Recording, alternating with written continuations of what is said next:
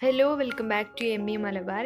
ഇന്ന് നമ്മൾ വളരെ പെട്ടെന്ന് ചെയ്തെടുക്കാൻ പറ്റുന്ന വെറും 3 ചേരുവകൾ മാത്രം ഉപയോഗിച്ച് ചെയ്തെടുക്കുന്ന ഒരു ചോക്ലേറ്റ് കേക്കിൻ്റെ റെസിപ്പിയാണ് ചെയ്യുന്നത്. നല്ല സിമ്പിളാണ്.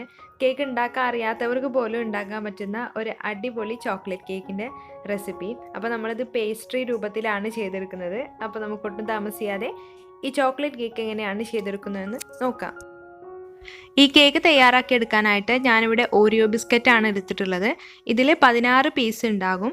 അതിൻ്റെ ക്രീമിൻ്റെ ഭാഗം നമുക്ക് മാറ്റി വെക്കാം. എന്നിട്ട് നമുക്ക് ബിസ്ക്കറ്റ് മാത്രമേ ആവശ്യമുള്ളൂ. അപ്പോൾ ഈ ബിസ്ക്കറ്റ് 152 ഗ്രാമാണുള്ളത്. അതിൽ ക്രീം ഒഴിച്ചാണ് നമ്മൾ എടുക്കുന്നത്. അതായത് ഒരു 150 ഗ്രാം ബിസ്ക്കറ്റ് നമുക്ക് കേക്ക് തയ്യാറാക്കിയെടുക്കാനായിട്ട് വേണം. അപ്പോൾ നിങ്ങൾക്ക് ഈ ബിസ്ക്കറ്റ് തന്നെ എടുക്കണമെന്നില്ല, നിങ്ങൾക്ക് ഏത് ബിസ്ക്കറ്റും എടുക്കാം. ഇപ്പോൾ ചോക്ലേറ്റ് കേക്ക് വേണമെന്നുണ്ടെങ്കിൽ ഒന്നുകിൽ നിങ്ങൾ ഓറിയോ ബിസ്ക്കറ്റ് എടുക്കണം, അല്ലെങ്കിൽ ബർബോൺ ബിസ്ക്കറ്റ് എടുക്കണം. അപ്പോൾ നിങ്ങൾക്ക് ചോക്ലേറ്റ് കേക്ക് റെഡി ആയിട്ട് കിട്ടും. അപ്പോൾ ബർബോൺ ബിസ്ക്കറ്റ് എടുക്കുകയാണെങ്കിലും നിങ്ങൾ ഞാൻ ചെയ്യുന്ന പോലെ ചെയ്താൽ മതി, നല്ല പെർഫെക്റ്റ് ആയിട്ട് തന്നെ കിട്ടും. അപ്പോൾ ക്രീമെല്ലാം ഞാൻ ഇതിൽ നിന്ന് മാറ്റിയെടുക്കുകയാണ്.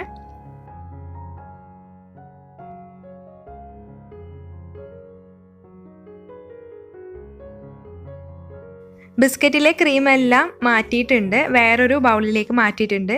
നമുക്ക് അത് വെച്ചിട്ട് കേക്ക് ഫ്രോസ്റ്റ് ചെയ്യാനുള്ള ക്രീം ചെയ്തെടുക്കണം.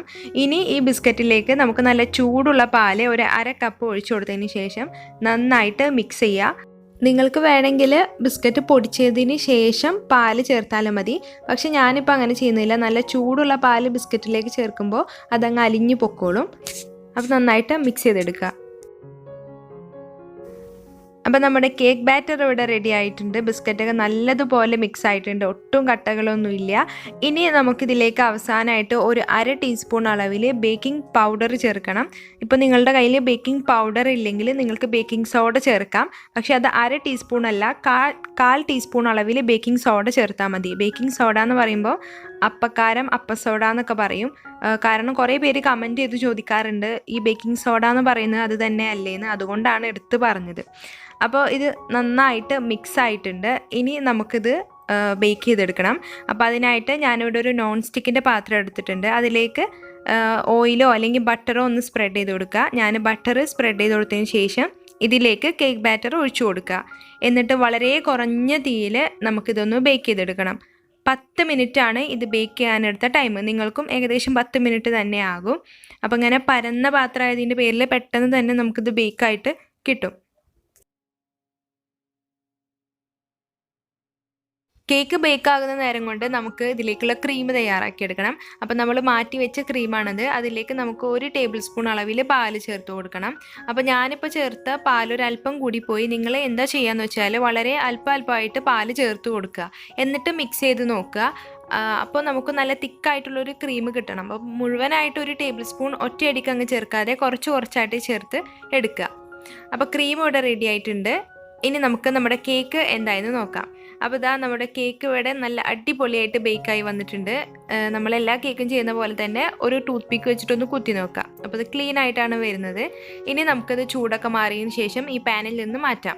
അപ്പോൾ കണ്ടില്ലേ, ഇതിൻ്റെ അടിവശം ഒന്നും കരിഞ്ഞു പോയിട്ടില്ല, നല്ല പെർഫെക്റ്റ് ആയിട്ട് തന്നെ നമുക്ക് കിട്ടിയിട്ടുണ്ട്. ബട്ടർ പേപ്പർ വെക്കാതെയാണ് നമ്മളിത് ബേക്ക് ചെയ്തിട്ടുള്ളത്, ഒട്ടും തന്നെ കരിഞ്ഞു പോയിട്ടില്ല.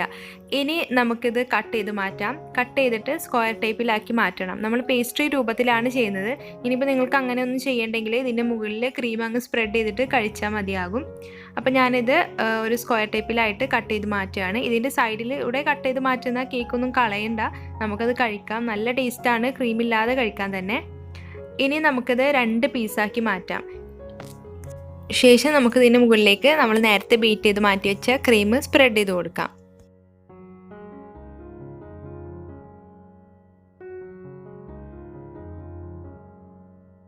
ഇനി രണ്ടാമത്തെ ലെയർ ഇതിൻ്റെ മുകളിലേക്ക് വെച്ച് കൊടുക്കാം.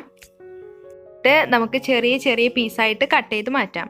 അപ്പോൾ ഇത്രയേ ഉള്ളൂ. വളരെ ടേസ്റ്റി ആയിട്ടുള്ള നമ്മുടെ ചോക്ലേറ്റ് പേസ്ട്രി ഇവിടെ റെഡി ആയിട്ടുണ്ട്. അപ്പോൾ എല്ലാവരും ഇത് ട്രൈ ചെയ്ത് നോക്കുക. അപ്പോൾ ഞാൻ ചേർത്ത പാലിൻ്റെ അളവ് ഒരല്പം കൂടി പോയി. അപ്പോൾ അതുകൊണ്ടാണ് ഇങ്ങനെ ലൂസായിട്ടുള്ളൊരു ക്രീം നമുക്ക് കിട്ടിയിട്ടുള്ളത്. അപ്പോൾ അതൊന്ന് ശ്രദ്ധിക്കുകയാണെങ്കിൽ നിങ്ങൾക്ക് നല്ല സ്റ്റിഫായിട്ടുള്ള ക്രീം തന്നെ കിട്ടും. അപ്പോൾ എല്ലാവർക്കും ഇന്നത്തെ വീഡിയോ ഇഷ്ടമായി എന്ന് വിശ്വസിക്കുന്നു. വീഡിയോ ഇഷ്ടമായാൽ ലൈക്ക് ചെയ്യാനും ഷെയർ ചെയ്യാനും ചാനൽ ആദ്യമായിട്ട് കാണുന്നവരുണ്ടെങ്കിൽ സബ്സ്ക്രൈബ് ചെയ്യാനും മറക്കരുത്. താങ്ക്